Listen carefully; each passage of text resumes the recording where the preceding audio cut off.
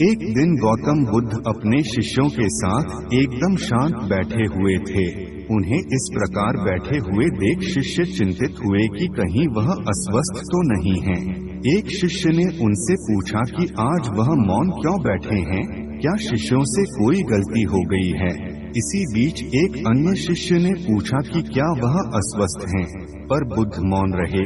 तभी कुछ दूर खड़ा व्यक्ति जोर से चिल्लाया, आज मुझे सभा में बैठने की अनुमति क्यों नहीं दी गई है। बुद्ध आंखें बंद करके ध्यान मग्न हो गए। वह व्यक्ति फिर से चिल्लाया, मुझे प्रवेश की अनुमति क्यों नहीं मिली। इसी बीच एक उदार शिष्य ने उसका पक्ष लेते हुए कहा कि उसे सभा में आने की अनुमति प्रदान की जाए। बुद्ध ने आंखें खोली और बोले, नहीं, वह अछूत है, उसे आज्ञा नहीं दी जा सकती। यह सुनकर शिष्यों को बड़ा आश्चर्य हुआ। बुद्ध उनके मन का भाव समझ गए और बोले, हाँ, वह अछूत है। इस पर कई शिष्य बोले, हमारे आश्रम में जात पात का कोई भेद ही नहीं, फिर वह अछूत कैसे हो गया। तब बुद्ध ने समझाया, आज वह क्रोधित होकर आया है। क्रोध से जीवन की एकाग्रता भंग होती है। क्रोधी व्यक्ति प्राय मानसिक हिंसा कर बैठता है। इसलिए जब तक वह क्रोध में रहता है तब तक अछूत होता है। इसलिए उसे कुछ समय एकांत में खड़े रहना चाहिए।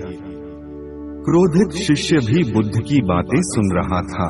पश्चाताप की अग्नि में तपकर वह समझ चुका था कि अहिंसा ही मनुष्य का महान कर्तव्य व परम धर्म है। वह बुद्ध के चरणों में गिर पड़ा और कभी क्रोध न करने का प्रण लिया।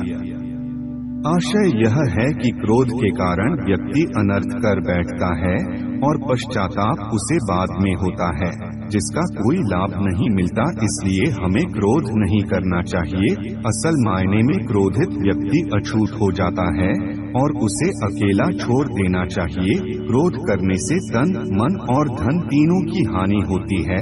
क्रोध से ज्यादा हानिकारक कोई और वस्तु नहीं है। दोस्तों, अभी तक आपने हमारे YouTube चैनल को सब्सक्राइब नहीं किया है तो सब्सक्राइब करके बेल आइकन को ऑन कर दें, ताकि इसी तरह के इंस्पायर वीडियो आपको समय समय पर मिल सके। मिलते हैं अगले वीडियो में, तब तक के लिए धन्यवाद।